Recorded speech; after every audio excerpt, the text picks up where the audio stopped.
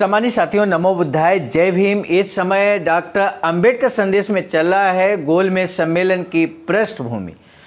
तीसरा गोलमेज सम्मेलन होने से पहले यहाँ पर हम आपको बता दें, 1 दिसंबर 1931 को द्वितीय गोलमेज सम्मेलन बिना किसी निर्णय के समाप्त हो गया और उसमें एक कमेटी बनाई गई थी, अल्पसंख्यक उप समिति बनाई गई थी अल्पसंख्यकों के मुद्दों पर विचार करने के लिए, और उन 11 मुद्दों पर सहमति बनाने का प्रयास किया गया समिति की तरफ से। लेकिन उसमें अस्पृश्यों को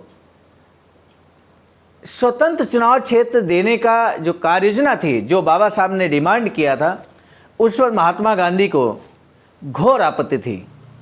और ऐसे में इसी आपत्ति को लेकर यहाँ पर महात्मा गांधी एरवदा जेल से ही सीधे सचिव सैमुअल होर को पत्र लिखते हैं, और उसमें क्या कुछ लिखते हैं, कल के पिछले डॉक्टर अंबेडकर संदेश में, यानी कि जो चौथा भाग था आज के विषय के अंतर्गत, उसमें भी हमने आपको बताया था।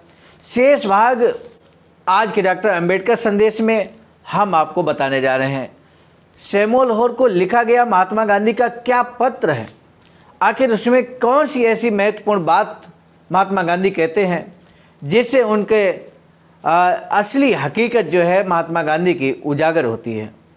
यदि आप भी जानना चाहते हैं कि महात्मा गांधी की असली तस्वीर क्या है और असली सोच क्या है, अछूतों के प्रति उनकी सोच क्या है, ये अगर आपको जानना हो तो आज का डॉक्टर अंबेडकर संदेश अंत तक जरूर बात कीजिएगा। साथियों, आज के डॉक्टर अंबेडकर संदेश में अंत में पूछा जाएगा एक महत्वपूर्ण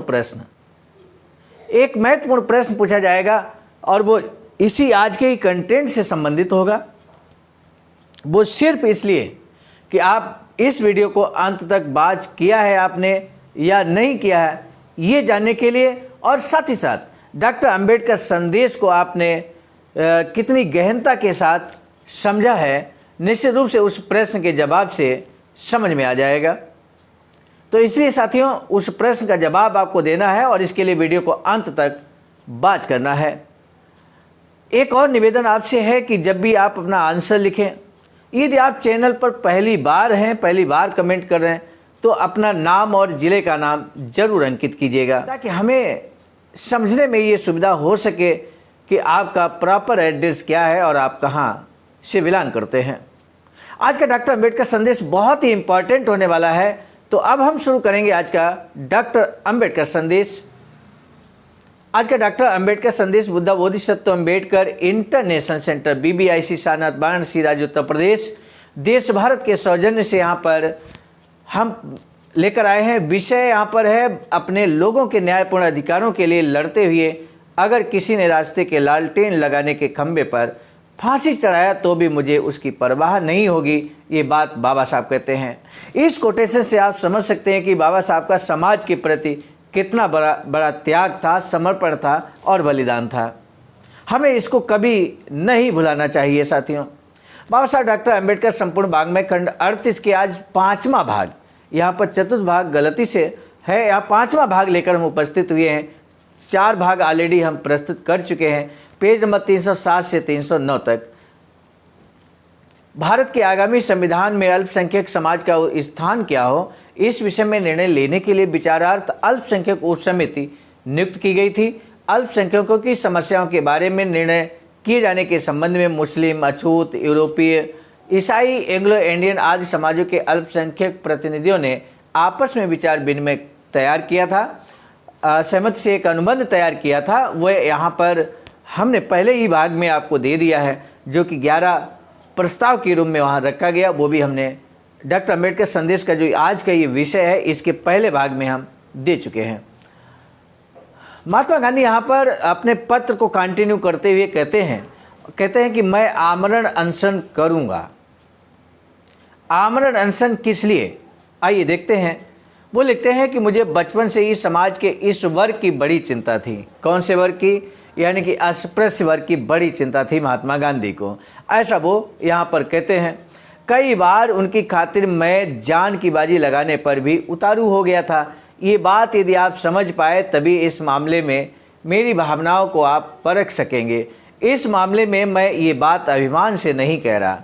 इस समय जरूर बुद्धिजीवी साथी, जरूर जिन्होंने इतिहास पढ़ा है, बहुजन समाज का इतिहास पढ़ा है, बाबा साहब को जानने का प्रयास किया है, गोलमेज सम्मेलन को समझा है, वो निश्चित रूप से अभी ही समझ गए होंगे कि महात्मा गांधी के ये कोटेशन, ये कथन कितना यहाँ पर सच है और कितना झूठ है।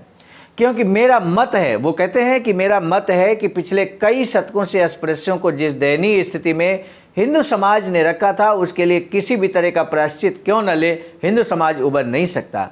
महात्मा गांधी का कहना कि जितना यहाँ पर शोषण, अत्याचार अस्पृश्यों पर हुआ है, यदि हिंदू समाज प्रायश्चित भी करे तो भी उबर नहीं सकता उस प्रायश्चित से।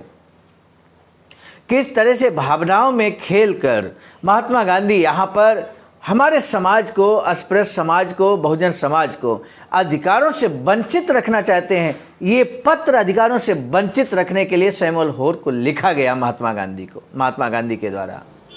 सामान्य साथियों, आज के डॉक्टर अंबेडकर संदेश में हम ये भी बताएंगे कि इस पत्र का जवाब सैमुअल होर ने क्या दिया।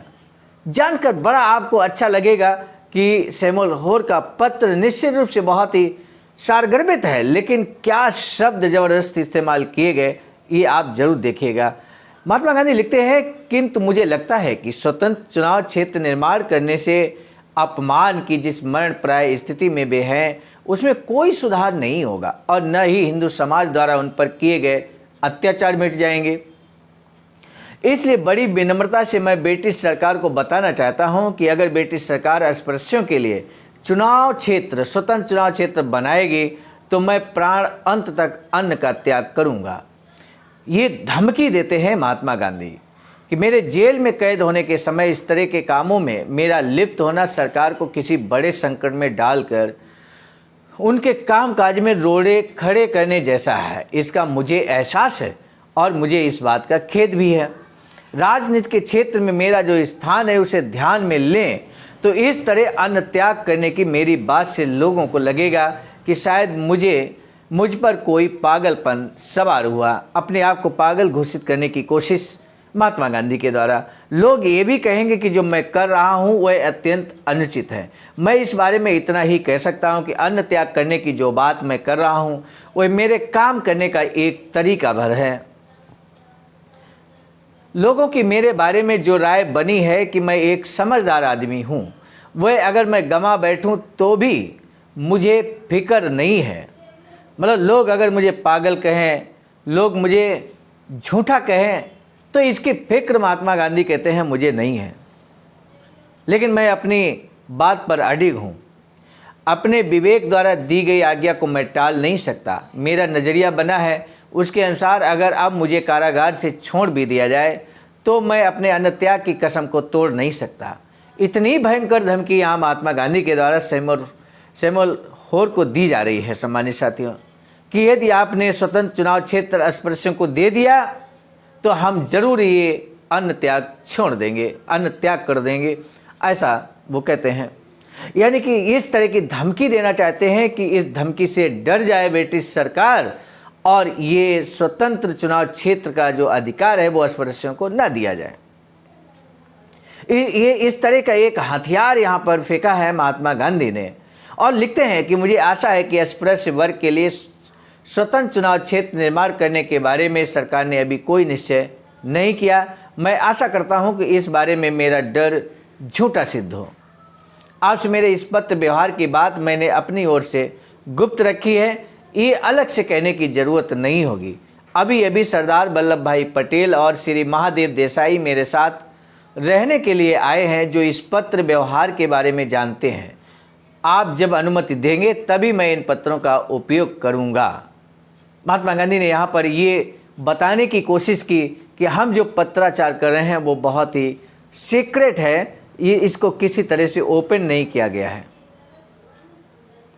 और इसके बाद अपना नाम लिखते हैं, हस्ताक्षर करते हैं, अपना नाम M.K. गांधी यानी कि मोहनदास करमचंद गांधी लिखते हैं। सर सैमुअल होर का क्या जवाब आया निश्चित रूप से आपको जानना चाहिए। 11 मार्च 1932 को महात्मा गांधी ने एक पत्र लिखा था और 11 मार्च 1932 के लिखे गए महात्मा गांधी के पत्र के जवाब में सर सैमुअल होर ने 13 अप्रैल 1932 को महात्मा गांधी के खत का जवाब दिया। 13 अप्रैल 1932 को वो लिखते हैं कि मिस्टर गांधी, प्रिय मिस्टर गांधी, आपके 11 मार्च को लिखे पत्र का मैं इस पत्र के जरिए जवाब भेज रहा हूं। पहले ही बता दूं कि अस्पृश्य समाज के लिए स्वतंत्र चुनाव क्षेत्र निर्माण करने को लेकर आपकी भावनाएं कितनी उत्कट हैं, उसका मुझे पूरा एहसास है। मैं बस इतना ही कह सकता हूं कि जब इस सवाल का हल निकाला जाएगा तब उससे जुड़े सभी पहलुओं पर सोच कर ही निर्णय लिया जाएगा। सभी पहलुओं को सोचा जाएगा। स्पष्ट जवाब यहां सर सैमुअल होर ने दे दिया, एहसास करा दिया महात्मा गांधी को कि सिर्फ आपके पहलू को ध्यान में नहीं रखा जाएगा बल्कि सभी पहलुओं को दृष्टिगत निर्णय लिया जाएगा। आप जानते हैं कि लॉर्ड लोथियन की अध्यक्षता में गठित की गई समिति ने अभी अपना दौरा पूरा नहीं किया है तथा उस समिति द्वारा की गई सिफारिशें हम तक पहुंचने में अभी कुछ और हफ्तों का वक्त लगेगा। सिफारिशें हम तक पहुंचने के बाद उन सिफारिशों पर हमें विचारपूर्वक गौर करना पड़ेगा। उसी समय आप और आप जैसे विचार रखने वालों के सुझावों पर बिना गौर किए हम निर्णय नहीं देंगे। मुझे यकीन है कि अगर आप मेरी जगह होते तो इसी तरह काम करते। समिति की सिफारिशों की राह देखना आपको भी जरूरी लगता, उन सिफारिशों पर गौर करना भी जरूरी है और आखिरी निर्णय लेने से पहले इस विवाद में फंसे दोनों पक्षों के कथन पर भी आप गौर करते हैं। यहाँ पर सर सैमुअल होर ने एहसास करा दिया कि अगर मेरी जगह आप होते महात्मा गांधी तो आप भी ऐसा ही करते हैं जैसा हम कर रहे हैं। इससे अधिक मैं कुछ नहीं लिख पाऊंगा और मुझे नहीं लगता कि आपको मुझसे इससे अधिक कुछ लिखे जाने की उम्मीद होगी। कितने कम शब्दों में जबरदस्त यहां जवाब दिया सर सैमुअल होर ने। आपका सैमुअल होर हस्ताक्षर कर दिए और हम आपको बता दें 1 दिसंबर 1931 के दिन बिना किसी निर्णय के ही दूसरी गोलमेज सम्मेलन समाप्त हुई थी। आखिर 8 महीनों के बाद ब्रिटिश सरकार ने खुद निर्णय लिया और बुधवार दिनांक 17 अगस्त 1932 के दिन जाति संबंधित सवाल के बारे में निर्णय अर्थात कम्युनल अवार्ड घोषित किया मेरे साथियों। और ये कम्युनल अवार्ड जो महात्मा गांधी जिस चीज का विरोध कर रहे थे, स्वतंत्र चुनाव क्षेत्र दे दिया यहाँ ब्रिटिश सरकार ने 17 अगस्त 1932 को। 17 अगस्त 1932 ये संयोग ही है कि आज जब आप डॉक्टर अंबेडकर संदेश सुन रहे हैं तो 17 अगस्त 1923 है। संयोग देखिए कितना जबरदस्त है। 17 अगस्त कॉमन है, 1932 को अगर उल्टा लिखेंगे तो 23 हो जाएगा और 17 अगस्त 1923 को ये डॉक्टर अंबेडकर संदेश आप तक पहुंच रहा है। वीडियो को आपने अंत तक वॉच किया, इसके लिए आपका तहे दिल से साधुवाद। आज का महत्वपूर्ण प्रश्न है, मिस्टर गांधी के पत्र के जवाब में सर सैमुअल होर ने एक पत्र लिखा, लेकिन सर सैमुअल होर ने कितनी तारीख को वो पत्र लिखा, उस तारीख को आपको बताना है। यहाँ प्रश्न कुछ दूसरा है, लेकिन आपको जो प्रश्न बताना है उसका जवाब आपको देना है। एक बार हम प्रश्न फिर रिपीट करते हैं। सर सैमुअल होर के द्वारा जो पत्र महात्मा गांधी को लिखा गया वो कितनी तारीख को लिखा गया, ये आपको बताना है।